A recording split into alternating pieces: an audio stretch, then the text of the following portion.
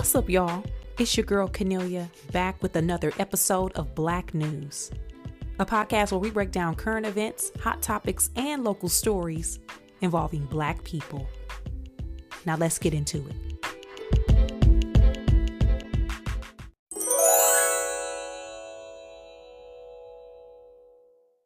Child, what a week. Woo! Or better yet, what a weekend. Okay? What a weekend. Welcome back, y'all. It has been a weekend. Hope your weekend went well. Hope everything is fine with you. Getting right into it, y'all know I went over down to the Yankee Stadium to see Jay-Z. Y'all know I went over down there. I talked about it a few times here on Black News that I got me a ticket. I don't know how I pulled it off. I was 800,000 in the queue, but I got me a ticket to Yankee Stadium for the weekend full of shows with Jay-Z. I only got one ticket for one show.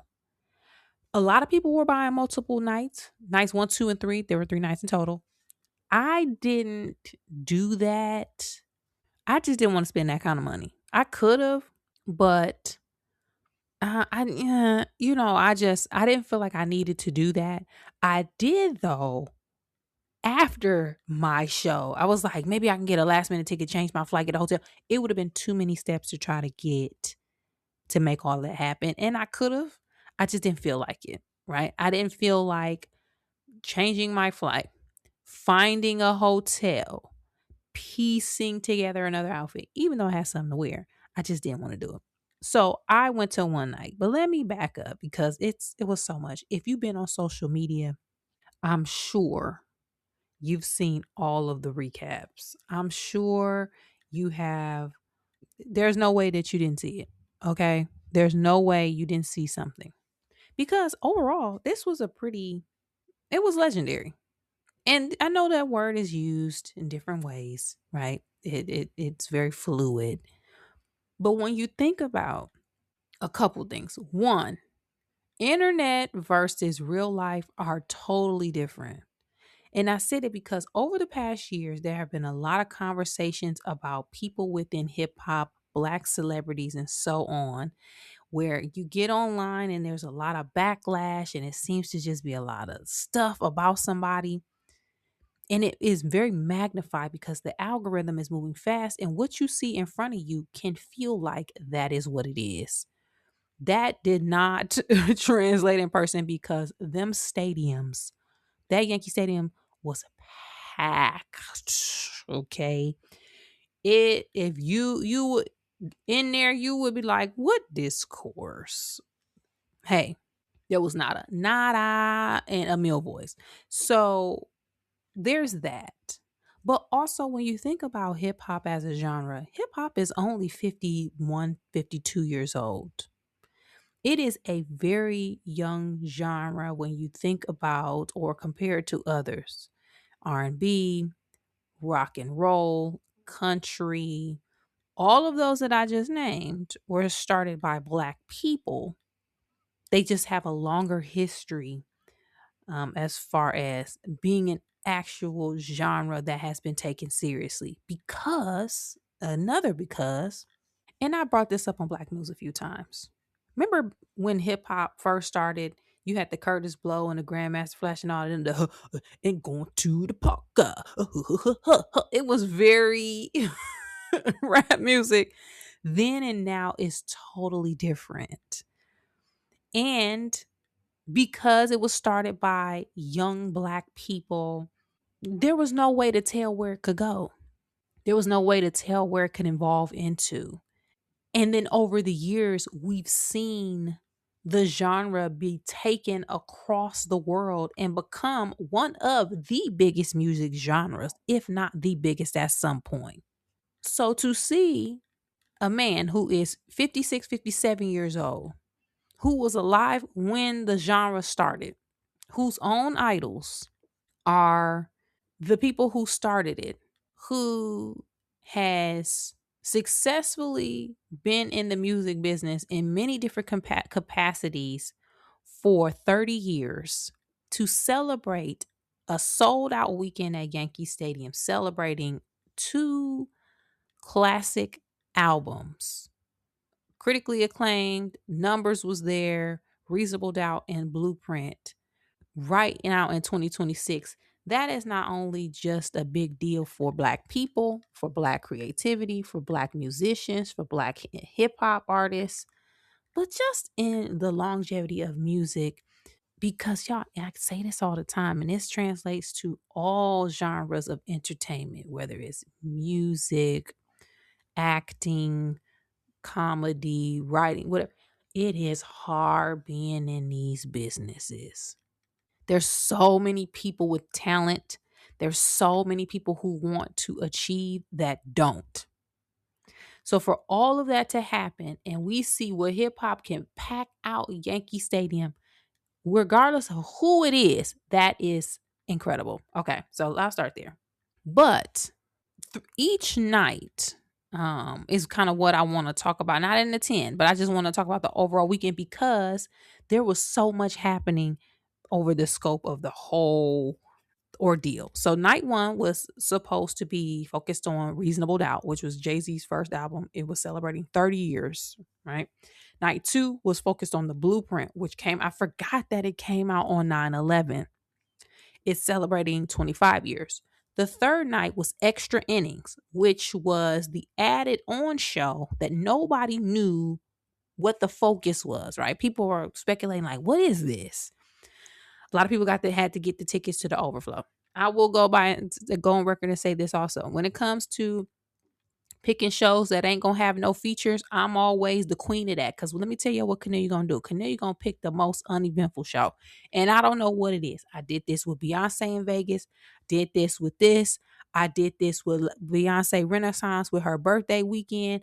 If it's gonna be a show that's gonna be the most talked about, you can bet I ain't gonna be at that one. Okay. Hey, I always miss it. But I did have a fantastic time. So with that in mind, night three was the most infamous. Now, on a side note, Jay-Z was looking gooder than a mug. Like, he done got his health together. Now,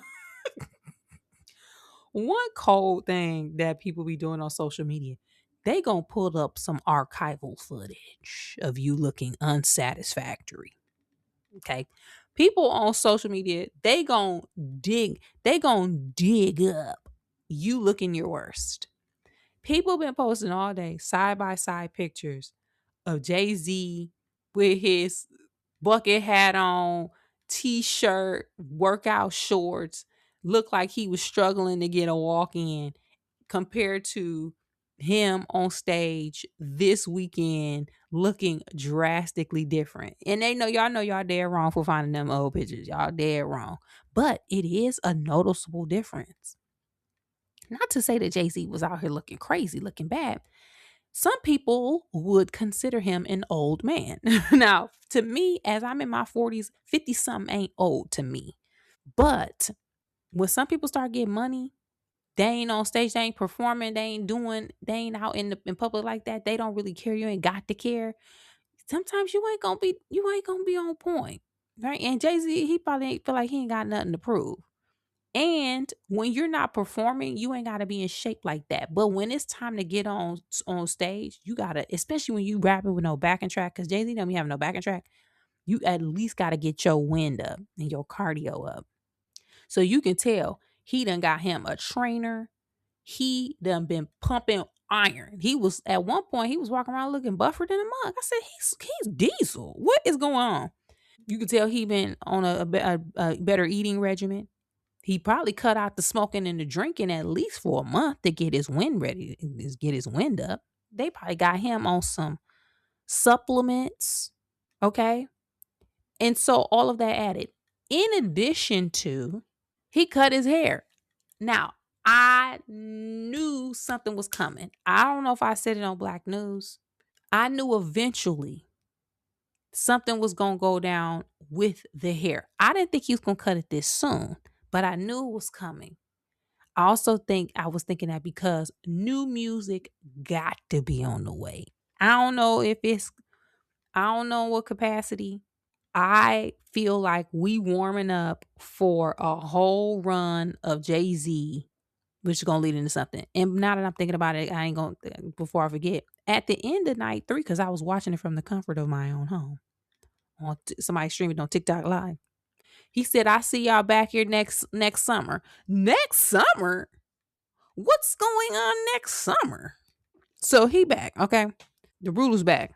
Okay. So we had that. So okay, so he cut his hair, which also makes people sometimes, most of the time, I feel like men especially, it makes you look younger. That took the age off his face. Okay. He had the fitted cap on the whole time. He only took the hat off like once. So he really wasn't rocking the fade. But that boy got the fresh cut diesel on swole. He had his jewelry on. He had them outfits on. Like it was it was given. I saw Jay-Z and Mary J. Blige in New York, Madison Square Garden in 2008 or 2009. It looked like 08, 09 Hove. Okay. He looked like 08, 09 Hove.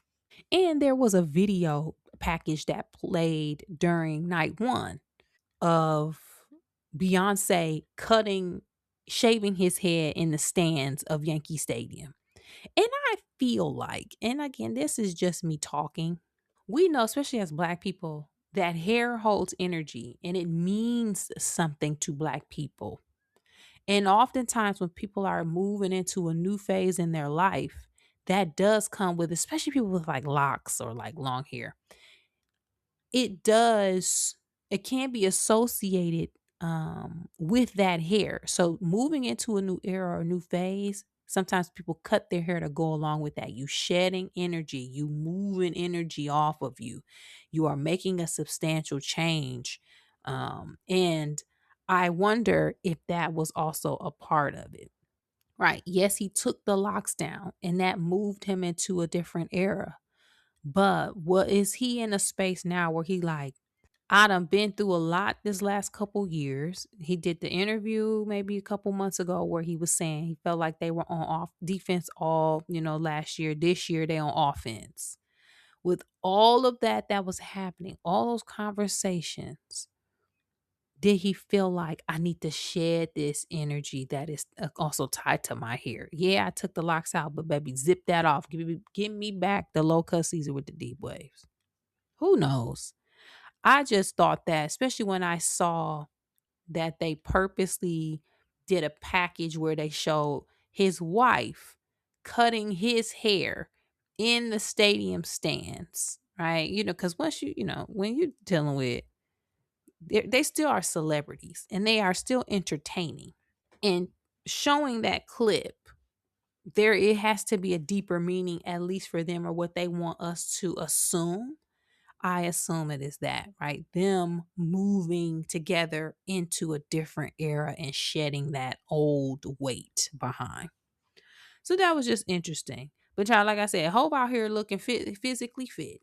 He had a boneless bulletproof vest on. I was like, what is June Ambrose styled this outfits, different outfit changes, all fit his age, it fit his, his aesthetic. It was just very good styling for the weekend.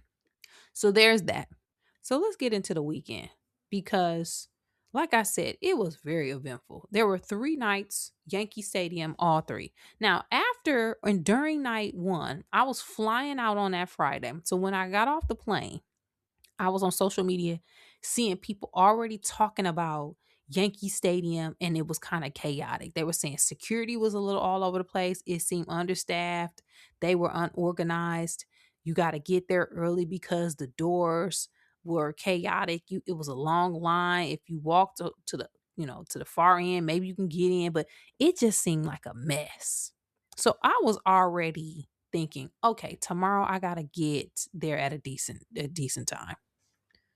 But what I did do, because one thing that I've learned from Beyonce concerts, if you want to get merch, you got to make a plan, a whole nother plan to allow for time to get merchandise. So the Jay-Z had pop-ups in New York for maybe like, I think the last month in different locations. The pop-up has its own set of merch. There's also what I learned after I was at the pop-up, that there is different merch for the concert inside the venue. So, when I got to New York, I put my bag down. I had me some dinner, had me some, some nachos and a little margarita. When I got done with that, it was 10 p.m. Y'all, I got my ass on the D train, took it uptown, got off at Yankee Stadium, heard the music from inside Yankee Stadium blasting. This is night one. And I walked my butt down the street to the pop-up shop. Cause one, I ain't gonna be in no line. Okay. If I gotta focus the next day on getting to the concert, because they said it was chaotic, I have to get in. I don't want to be in no line. I have to get my merch. Y'all, wasn't no line at the pop-up shop for the merch. Perfect. They had 5011 items: hoodies, t-shirts, tote bags, posters, CDs, that crate, hats, you name it. They had everything. I bought me a gazillion pieces of merch. Yeah, I know why. I've been to a lot of good concerts over the years, and as I've gotten older, I don't regret many things, right? I don't regret many things. I regret not grabbing pieces of merch from some of the big or major tours, or not even looking into the merch. I really regret that. And so now I make a point to get or grab something. I did not get merch at Renaissance. I did not get merch at, yeah, I remember, I don't even know if he had merch back in the day. Remember Prince did those 50 shows in Inglewood in California, and the tickets were like $25. Y'all, I went to see Prince. I didn't get nothing. I didn't get nothing over the years. I went to, now I know it's a different experience now with these people, but when went to the Bad Boy Family reunion tour, I didn't get nothing there. So now I'm like, I gotta get something.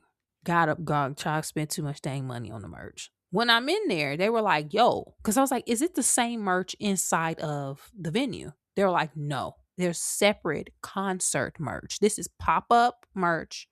Concert merch is there. But there was like, but there is a merch like tent set up right outside of Yankee Stadium right now. So I was like, wait, right now? They said, yes, right now. Go right in front of Yankee. There'll be a merch tent. Bet. Walked up to the merchant. Child, they had everything. Some stuff was sold out, but they had everything, which was perfect because, again, the next night, I don't have time to be in the stadium walking from floor to floor in them long ass merch lines. They had a whole different selection. I will tell you what I caught from there. There's a Fear of God special collab for this. They had a gray Blueprint sweatshirt and a black, very high quality, reasonable doubt t-shirt. Fear God on the back. Got me one of them. Y'all, it's so cute. But I don't know where I'm wear it, and it cost me a gazillion freaking bucks. However, I needed to get something to commemorate this weekend. So that's that. So I was like, perfect, all good. Went back to my hotel, took my butt to bed. Next day, kicked it, had me some breakfast, some brunch, got ready for the show. My line sister was told me she was in town going to the show. So I was like, bet I'm gonna try to get up to Yankee Stadium at a decent time so I don't have to be in the chaos. I get on the train, get up to Yankee Stadium, train packed, which we expected. Everybody in town. I was on the train with a car full of people from Detroit. Shout out to the D. What up, though? I'm like, oh, shoot, y'all from Detroit? I'm from Flint. We had a good old time. People smushed in. Everybody get off. We get off the train, packed, trying to get up the stairs. We finally get up the stairs. Y'all, we get outside in front of Yankee Stadium. Absolute chaos. This was Saturday night. So I'm like, great. Like, the line ain't moving. They got the barricades going, the Cedar Point, Six Flags lines wrapped around. I went by myself. When it's just you can weave in and out of stuff. So luckily, I weaved in and out of the foot traffic, found a line that was moving. I wasn't in the line outside, but it 10, 20 minutes max. I got my butt up in that bitch. Okay, cool. Meet up with my line sister, took some cute pictures. talked, chit chat, hugged on her. Then I sat in my seat. I was in my seat ready to go. I would say by 8 o'clock. That's again after I chopped it up, went to the bathroom. Like I was kicking it. Got me a little cocktail. Y'all, I don't need to be drinking no more cocktails at the stadium. They be $100, gazillion bucks, and then they be making my stomach hurt. But I got it. I was there, sat down, was ready. Now, let me back up because I talked about the experience around night one, but I didn't say what happened at night one. Now, night one, this was honoring Reasonable Doubt. Now, guys, this gonna be I'm telling the full story, but if you are kind of over this and don't want to hear it, hey, feel free to skip through. But if you want the play by play, or if this matches your experience, hey, we in it now. So night one, Reasonable Doubt. Again, we didn't know what to expect. What we learned is Jay-Z was performing the full album and weaving throughout the show blends from other songs of his. But night one was celebrating Reasonable Doubt. So that consisted of Beyonce coming out singing Mary's Hook on King Knock the Hustle. She killed it. He also had Blue Ivy. Yeah, Blue Ivy, she just be growing up, don't she? She played the piano for was it Feeling It? Dun, dun, dun, dun, dun. Yep, I'm feeling it. Then Jaz-O, this is no particular order now. Jaz-O came out because we all know this. While Jay-Z had other influences and people he looked up to and people who looked out like Big Daddy Kane and them, right? Big Daddy Kane was very influential in Jay-Z's career. Jaz-O was also one of the people who was very impactful and important in those early years. So Jaz-O came out, which was fantastic because we don't hear a lot about Jaz-O. At one point, I felt like they even fell out. I don't know. He was there. Then y'all, they done had Nas come out. Now, we know that Jay-Z and Nas done squashed the beef, but it was really lovely that he came out. They rapped some songs together. Jay-Z was doing backup ad-libs for his music. It was just some grown man stuff.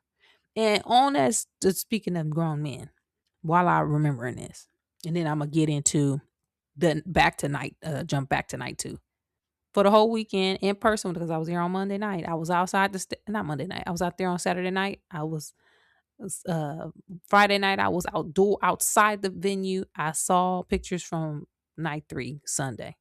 Y'all, if you want to know where the fine grown black men were, they were at the Jay-Z concerts. I ain't never seen, and well, I won't say never. It has been a very, very long time since I've seen that many fine grown black men. And by grown, I mean not like 26, 27. I'm talking about 35 plus. Okay. The fine black men who got money for concert tickets were there. Most of them look like they was married.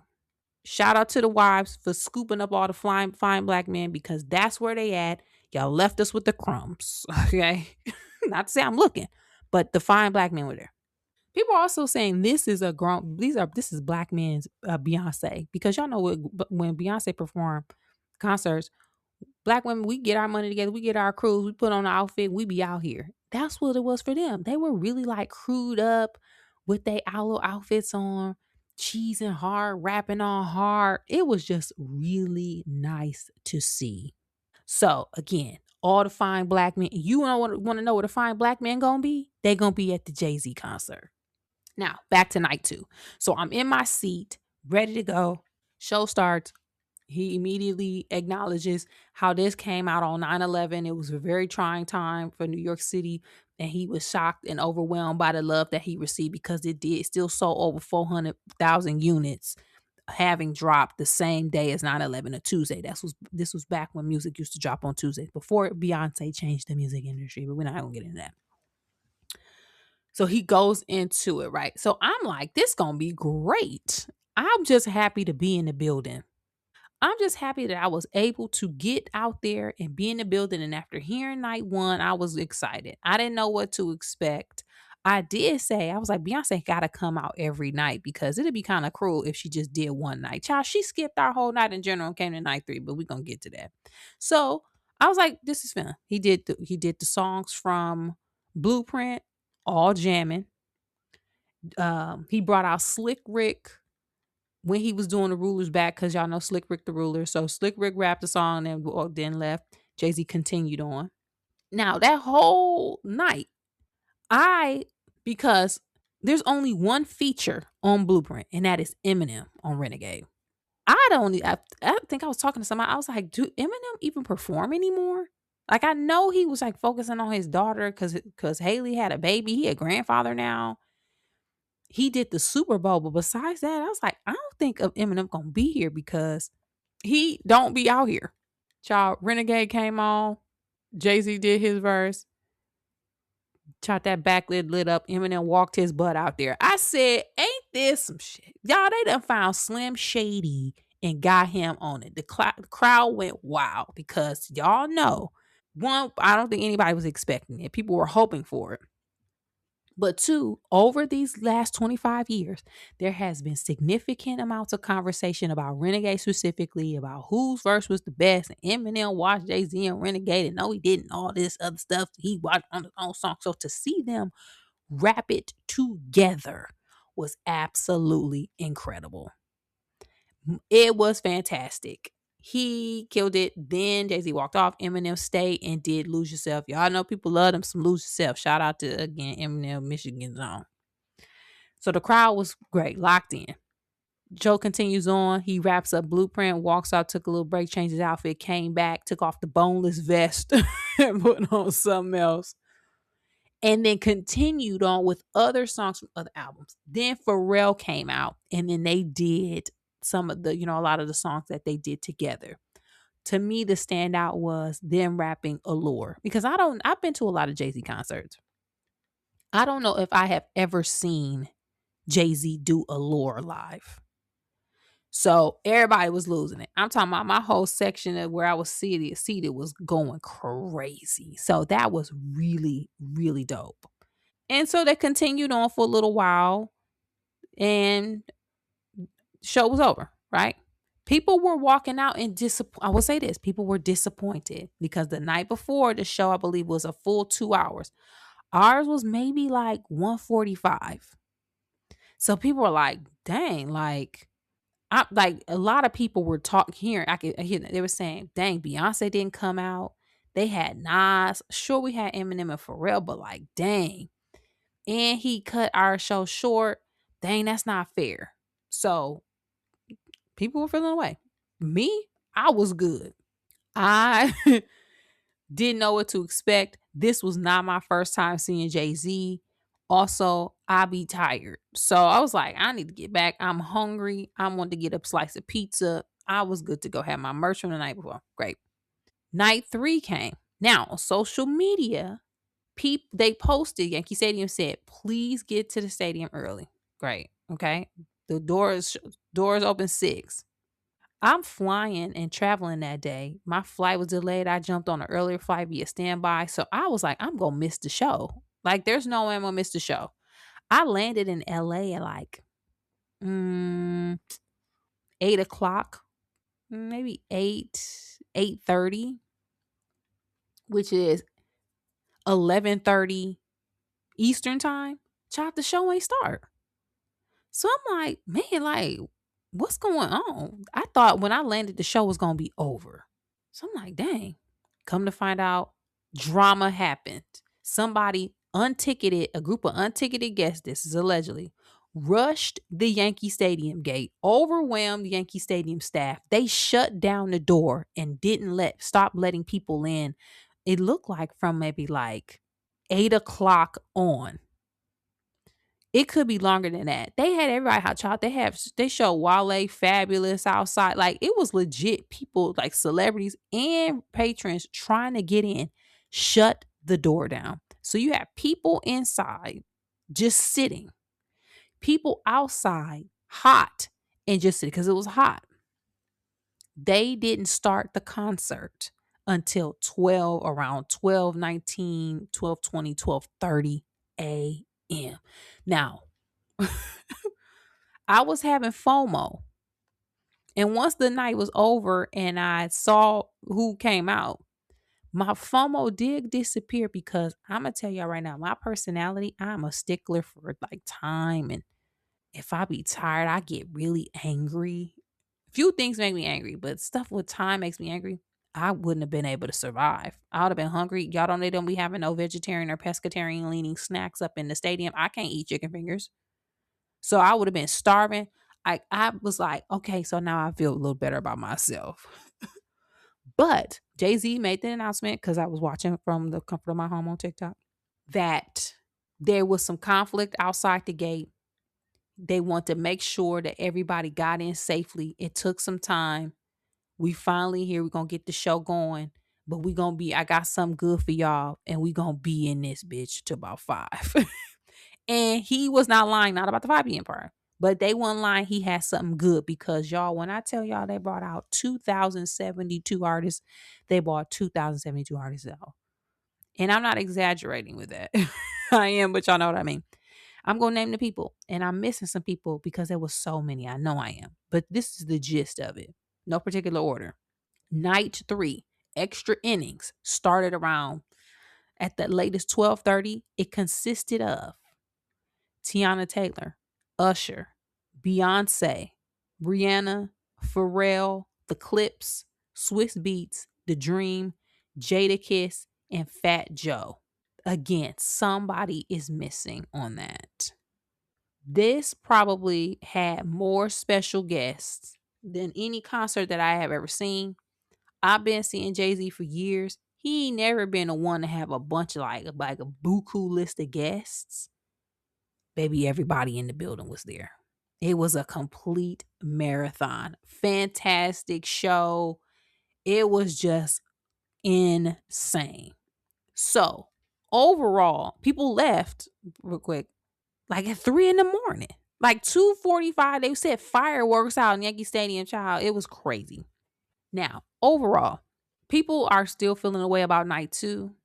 I don't. I would have if night 3 would have started on time, I would have been feeling away. But because it was it started so late, I know I couldn't have handled that, and I'm good with night 2. Because again, one, I'm just happy that I was in the building. I just was able to get a flight, get a hotel.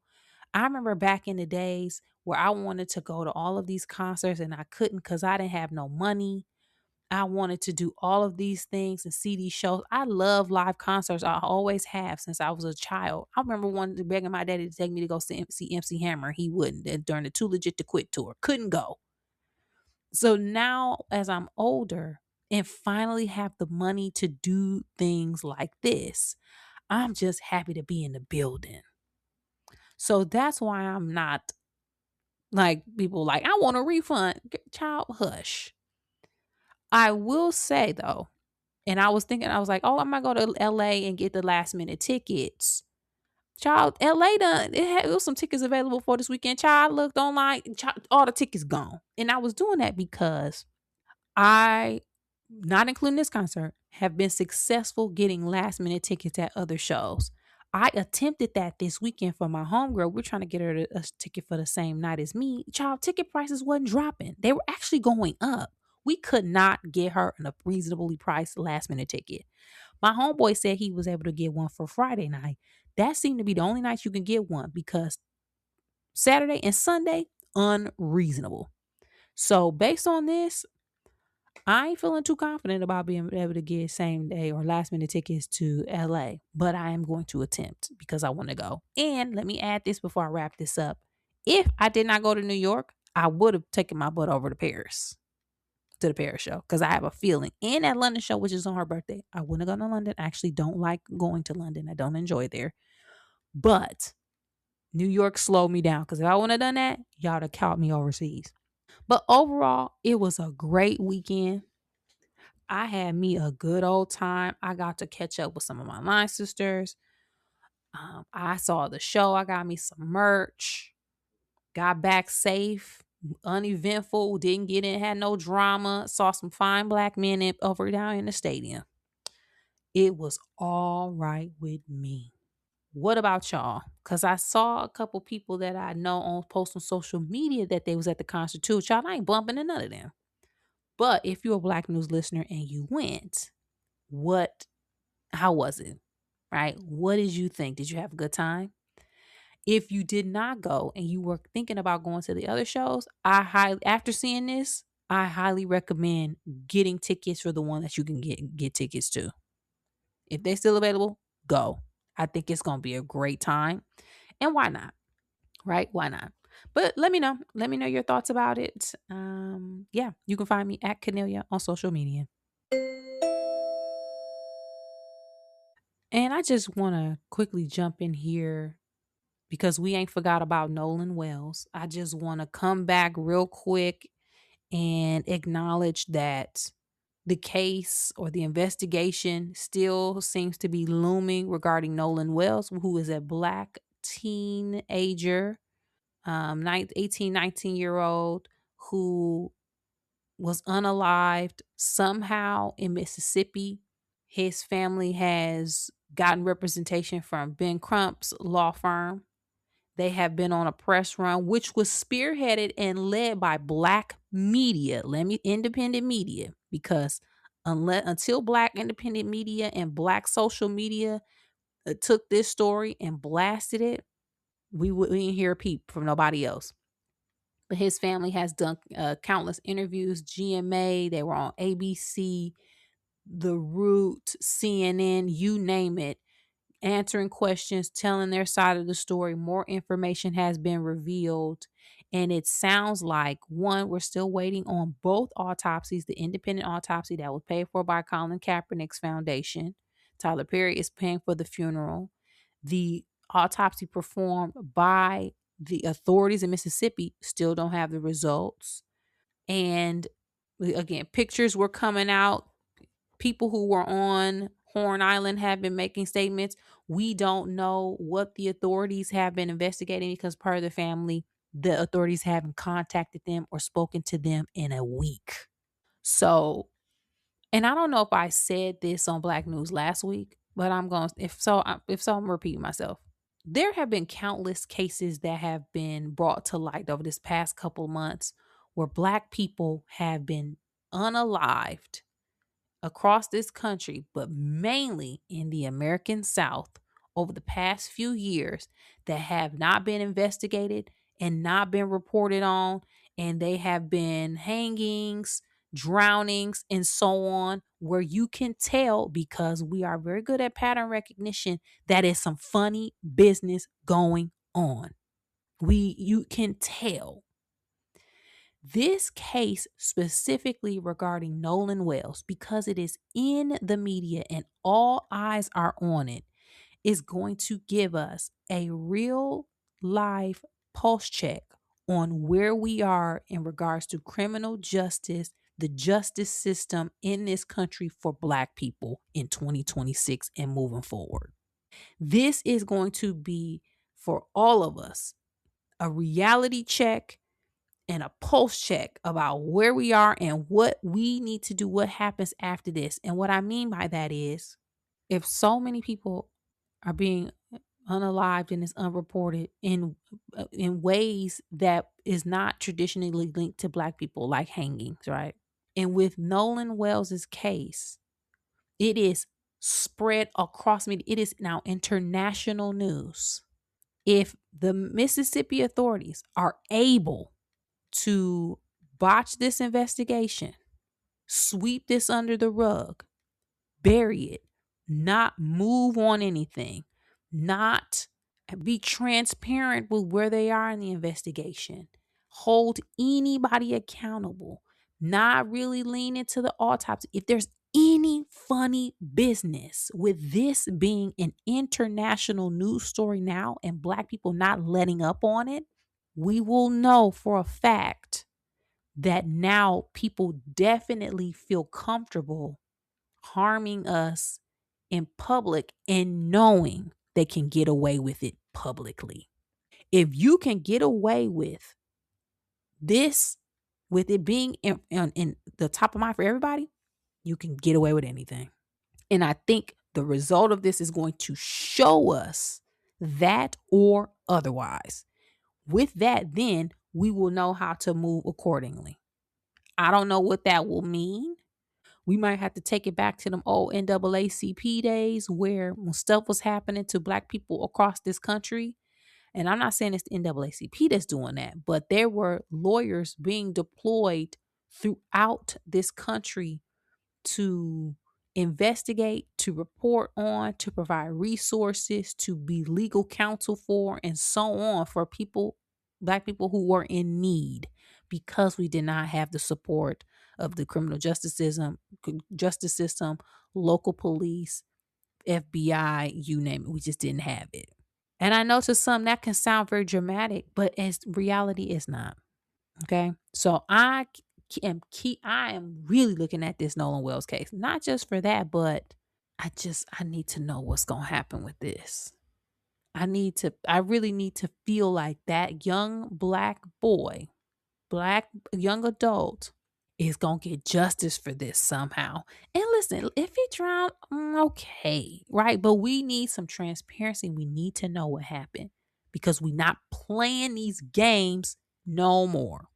And I know I'm not alone in that. Okay. So just wanted to chime in with that update. If you have heard anything else otherwise, feel free to let me know. If there's an interview I need to watch because I've been locked in. I need to know what they're talking about. Let me know. Send it my way. You can find me at Cornelia on social media.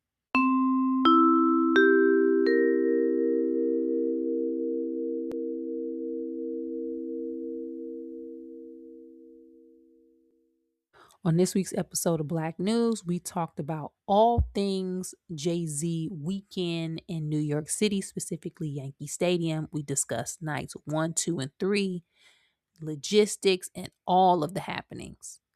We also gave a quick update and circle back to the case involving Nolan Wells out of Mississippi.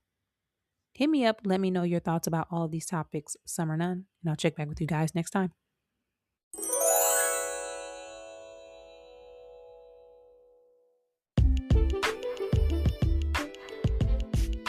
That's it for this week's episode of Black News, y'all. Thanks again for supporting the podcast by sharing, liking, subscribing, and rating 5 stars on your favorite podcast app. To find more information about me, you can check me out at Cornelia on social media, as well as on my website, which is cornelia.com. And as always, thanks for supporting, and I'll be back next week with new topics and a new episode.